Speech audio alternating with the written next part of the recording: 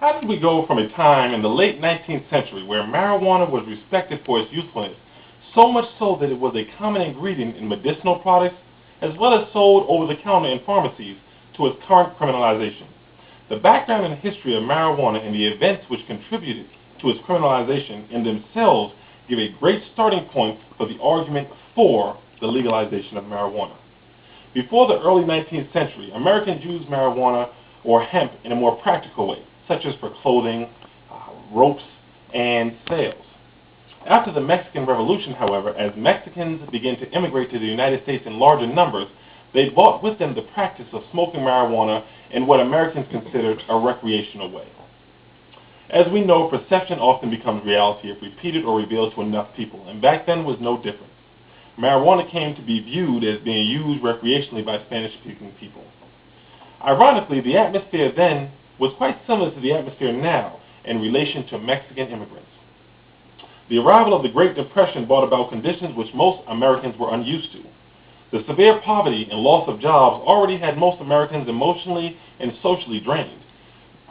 This contributed to the atmosphere in which many Mexican Americans were met with fear and resentment, not just by the American public, but by the American government as well. The fact that marijuana use was associated with Mexican Americans, or Mexican immigrants as they were considered, caused Americans to now cast a suspicious eye upon marijuana itself. Casting away the recognized benefits of marijuana for over thousands of years, it was instead linked by studies with violence, crime, and other socially deviant behaviors that were viewed as behaviors displayed primarily by people of color. Being that this was a time in America where the inhumane treatment of people of color, specifically African Americans, was part of the fabric of this nation, the connection between marijuana and people of color, regardless of its reality, was enough to push most Americans against it. So much so that by 1931, 29 states had outlawed marijuana. This set the stage for the criminalization of marijuana. However, as in any capitalistic society, money once again played a major role. William Randolph Hearst, who was the owner of several big newspapers and was also a heavy investor in the timber industry, saw some competition in the hemp paper industry that was forming. Of course, this gave him plenty of motivation to use his newspapers as a method of directly attacking marijuana, and his openly instated feelings of racial inferiority towards blacks and Mexicans also spurred his willingness to tie them to the marijuana use and to use that as a reason for all Americans to vote against it.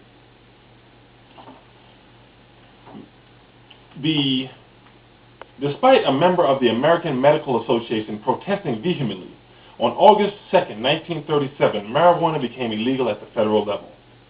Now that we have looked at how it became illegal, let's look at the reasons that we all should make every effort to support the legalization of marijuana in our prospective voting areas.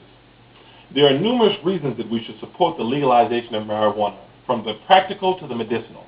Today, I'm going to talk to you about the medicinal reasons for the support of the legalization of marijuana. If we look at ancient history, it shows us that marijuana was often helpful in common ailments that you or I may experience, such as migraine or severe headaches, or muscle pains, or things such as hemorrhoids.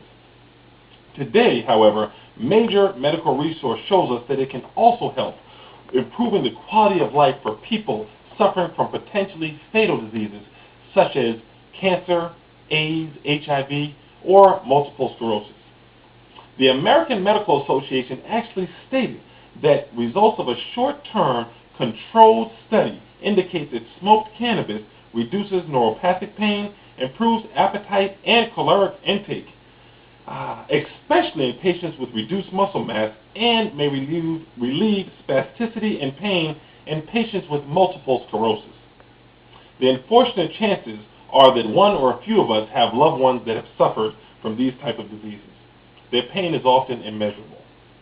For patients with ailments such as AIDS or cancer, who suffer simultaneously from severe pain, nausea, and appetite loss, marijuana essentially provides one remedy or one drug that can treat many different pains.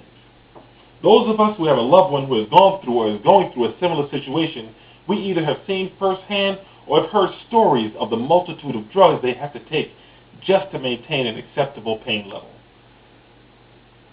The problem is not that we don't have the drugs to handle their pain level. The problem is that the side effects of these drugs they're taking often add more pain to the patients.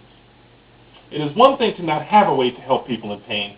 It's another to have one and not use it. Let's look briefly at two drugs that are very common for pain reduction in patients with fatal ailments. Prochlorperazine, or prochlorperazine, has some side effects that are very alarming. Blank facial expressions, uncontrollable shaking of a part of a body, decreased sexual ability in men, missed menstrual periods, difficulty urinating, and those are only some of the normal side effects. Some of the serious side effects are as high in alarm as fast or irregular heartbeat, tongue that sticks out of the mouth, and difficulty breathing or swallowing. Another drug, metoclopramide, or metoclopramide, actually has some common side effects such as diarrhea, breast enlargement, and breast discharge. And it has some serious side effects such as thinking about harming or killing yourself. When comparing these side effects to the side effects of marijuana, which some of the common ones are trouble remembering things, paranoia, slow reaction time, or difficulty in concentrating, or red bloodshot eyes, we realize that they're not even comparable. What we've looked at today are ways that marijuana can help people in immense pain, just like it can help people with common pain.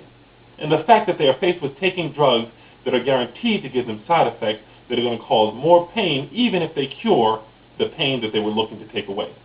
We've also looked at the very suspicious circumstances in which marijuana was criminalized in the first place. What I would like for us to take away from this is a recognizance that people are suffering and they don't need to.